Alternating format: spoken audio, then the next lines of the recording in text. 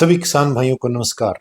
पिता समान बुजुर्गों, नौजवान साथियों, मेरी माताएं बहनें जो कृषि एवं उससे सहायक कार्यों में अपना महत्वपूर्ण योगदान दे रही हैं, उन सभी का मैं हार्दिक अभिनंदन करता हूं। जो किसान भाई यूट्यूब चैनल पर नए हैं, उनसे मेरा विनम्र निवेदन रहेगा कि चैनल को सब्सक्राइब जरूर करें, ताकि जो आने वाले भविष्य में हम खेती बाड़ी से संबंधित जानकारी आपके साथ साझा करते रहें।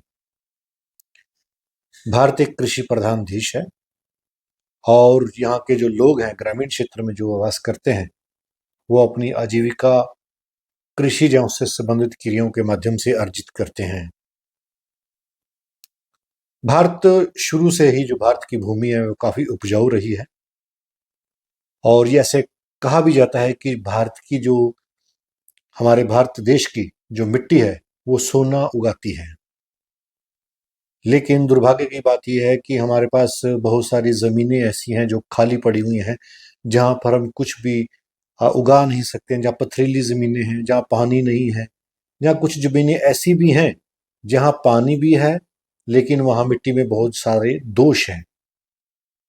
कहने का भाव यह है कि वहाँ की मिट्टी ऊसर है, बंजर है, कल्लर है, लवणीय और क्षारीय है। वैज्ञानिक भाषा में बात करें, लवणीय और क्षारीय है।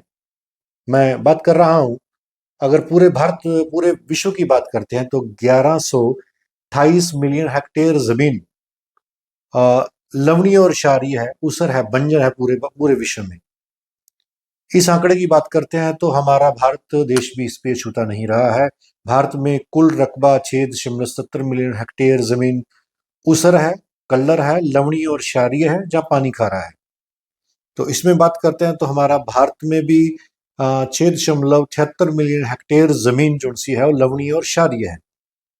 कहने का भाव बंजर है, उसमें कुछ भी उगाया नहीं जा सकता है। उसमें से 3.77 मिलियन हेक्टेयर केवल क्षारीय है, जहां पर क्षार की मात्रा बहुत ज्यादा है और वहां पर कुछ भी उगाया नहीं जा सकता। अगर बीज डालते हैं तो उसका जर्मिनेशन नहीं आता है, जहाँ बहुत कम जर्मिनेशन आता है। इसी के साथ साथ 2.97 मिलियन हेक्टेयर जमीन अम्लीय लवणीय है, जहां लून की मात्रा अधिक है।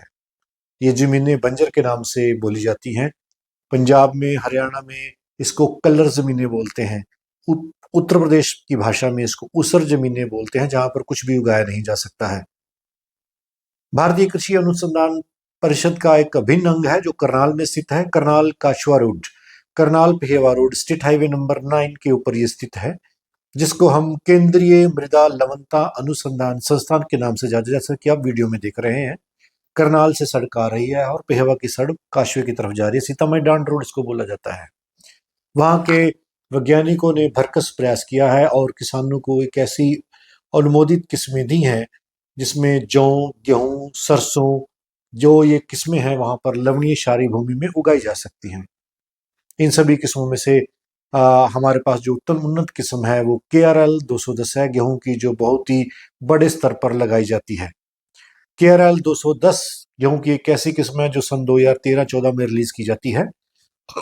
इसके रिलीज होने का जो एरिया है किसान भाइयों, वो भारत के उत्तरी पश्चिमी मैदानी एरिया के लिए रिकमेंडेड की जाती है। हरियाणा, पंजाब, जम्मू के 2 जिले जम्मू और कठुआ, हिमाचल के 2 जिले ऊना और पांवटा साहिब, उत्तराखंड का तराई का एरिया, उदयपुर और कोटा के डिवीजन को छोड़कर पूरा राजस्थान और झांसी के डिवीजन को छोड़कर पूरा पश्चिमी उत्तर प्रदेश, हरियाणा, पंजाब, दिल्ली, तमाम बड़ा एरिया इसके अंतर्गत आता है।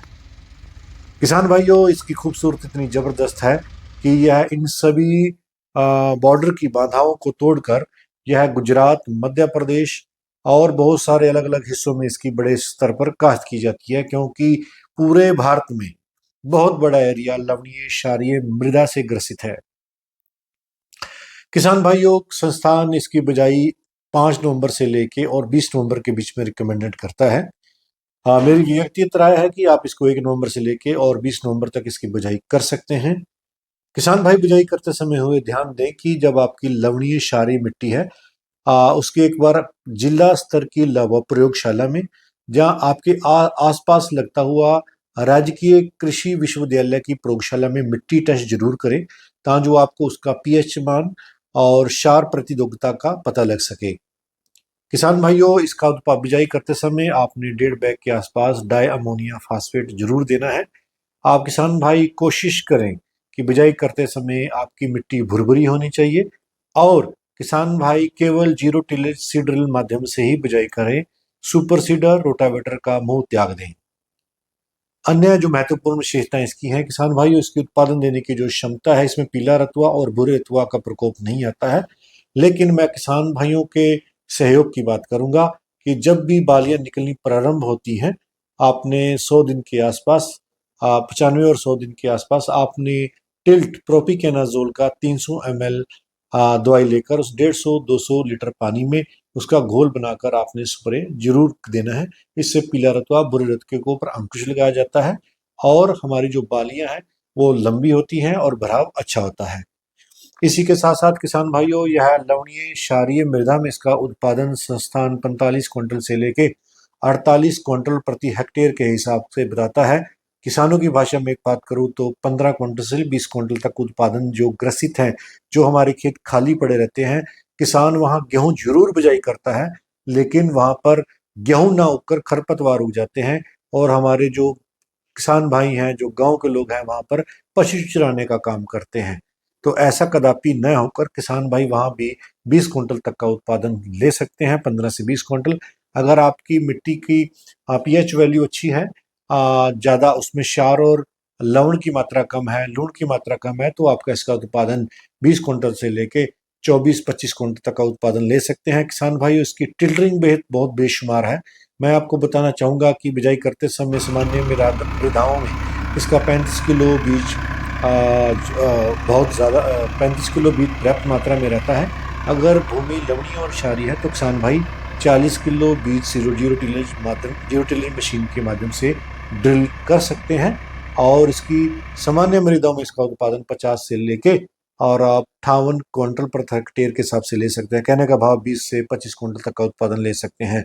मैं यहाँ आपको बता देना चाहता हूँ कि इसका जो पीएच वैल्यू है, जो लवण क्षारता है, इस किस्म की क्षार प्रतिरोधकता इसकी 9.3 पीएम तक है और इसकी जो लवण रोधिका सीमा है जो सी है वो 6.5 डेसीमीटर है, जबकि KRL 283 की 7.5 है। वहाँ जहाँ खारा पानी अधिक मात्रा में, वहाँ KRL 210 की भी आप बिजाई कर सकते हैं।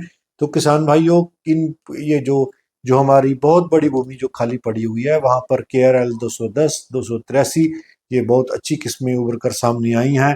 बड़े स्तर पर इन्होंने किसानों को बहुत अच्छा, जो खेत कभी खाली रहा करते थे, आज वहाँ पर किसान 20, 22, 24, 25 क्विंटल तक का उत्पादन ले रहे हैं। किसान भाइयों, इसके जो दाने का आकार है वो मध्यम आकार का दाना होता है, ज्यादा मोटा नहीं होता है। इसकी चपाती की गुणवत्ता अपने आप में शीर्ष प्रदान पर है, क्योंकि इस वैरायटी में जिंक, प्रोटीन और आयरन की कंटेंट मात्रा अपने आप में बहुत बढ़िया है। किसान भाई घर में इसकी रोटी का उपभोग करने के लिए घर में प्रयोग कर सकते हैं। KRL 210 बीज का उत्पादन हमने किया हुआ है। जो किसान भाई लेना चाहते हैं वो संपर्क कर सकते हैं। इसी के साथ वार्ता को विराम देता हूँ। जय जवान, जय किसान, जय विज्ञान। हाँ।